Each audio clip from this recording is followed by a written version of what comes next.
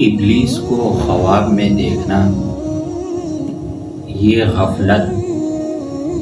اور بدعتی عالم نمازوں کے چھوڑنے اور گناہوں کے کرنے پر دلالت کرتا ہے۔ اسی طرح ابلیس کو خواب میں دیکھنا یہ دھوکہ، فریب، حسد اور زوجین کے درمیان جدائی پر دلالت کرتا ہے، اور کبھی ابلیس کو خواب میں دیکھنا یہ مرتد ہونے پر دلالت کرتا ہے، اس لیے کہ ابلیس اللہ تعالیٰ کی عبادت کرتا تھا لیکن اللہ تعالیٰ کے حکم سے ہمیشہ کے لیے مردود اور ملعون ہو گئے۔